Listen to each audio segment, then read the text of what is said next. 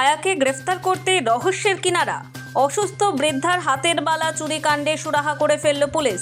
আয়া মঞ্জুষা সূত্রধরকে বিভিন্নভাবে জেরা করে 24 ঘন্টার মধ্যে মুমূর্ষ রোগিণীর চুরি যাওয়া 16 গ্রাম ওজনের হাতে সোনার বালা উদ্ধারে সাফল্য পায় নিউ ব্যারাকপুর থানার পুলিশ। নিউ ব্যারাকপুর পৌরসভার 17 নম্বর ওয়ার্ডের পূর্ব কোদালিয়া স্পোর্টিং ক্লাব ময়দান সংলগ্ন এলাকায় 75 বছরের বৃদ্ধা ছায়া সরকার দীর্ঘদিন রোগভোগের কারণে চলাচলে অক্ষম ছিলেন, বাড়িতে শয্যাশায়ী।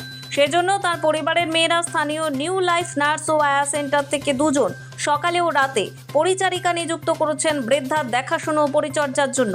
21শে জুলাই সোমবার সকালে বৃদ্ধার বাড়ির লোকজন লক্ষ্য করেন বৃদ্ধার হাতের দুটি সকেট সোনার বালা উধাও হয়ে গেছে।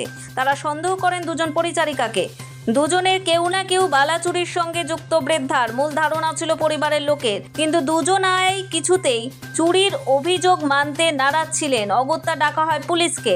বৃদ্ধার মেয়ে থানায় 16 গ্রামের দুটি সোনার সকেট চুরির অভিযোগের ভিত্তিতে নিউ ব্যারাকপুর থানায় মামলা রুজু করে এবং প্রায় 10 ঘন্টা নানাভাবে ম্যারাথন জেরা করা হয়। দুজন আয়াকে ডাকা হয় আয়া সেন্টারের মালিককে, কিন্তু কিছুতেই দুই আয়া চুরির ঘটনার কথা স্বীকার করছিলেন না তদন্তকারী অফিসারদের কাছে।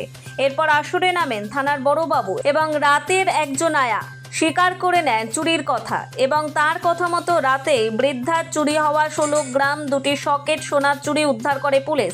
ধৃত পরিচারিকার নাম মঞ্জুষা সূত্রধর, বয়স 35, বাড়ি এয়ারপোর্ট থানার বিটি কলেজের এলাকায়। মঙ্গলবার দুপুরে ধৃত পরিচারিকাকে ব্যারাকপুর মহকুমা আদালতে জেল হেফাজতে হাজির করা হয়। অপর আয়া এই ঘটনার সঙ্গে যুক্ত রয়েছে বলে পুলিশ আপাতত মনে করছে না। সকেট চুরি ওটা আমার মারই আর কি, মা মানে বহু বছর ধরে ওটা মার হাতে রয়েছে। এবার মা এখন বিছানায় শয্যাশায়ী, মানে ভীষণ রকমই উনি অসুস্থ। তা ওনার দেখাশোনার জন্য দুবেলাতে দুজন আয়া থাকেন। তো রাতের যে আয়া, যে মেয়েটি ছিল, ও গতকাল আর কি সেটা রাতে করেছে না ভোরবেলার দিকে করেছে আমরা জানি না, কিন্তু দিনের বেলার আয়া যখন এসে প্রথমে মাকে আর কি তুলতে গিয়েই দেখে যে মার হাতে চুড়ি দুটো নেই। তো তখনও আমাদের জানায়। এবার আমরা বাড়িতে খোঁজাখুঁজি করি খুঁজে পাই না কোথাও। তারপরে আমরা থানায় ফোন করি।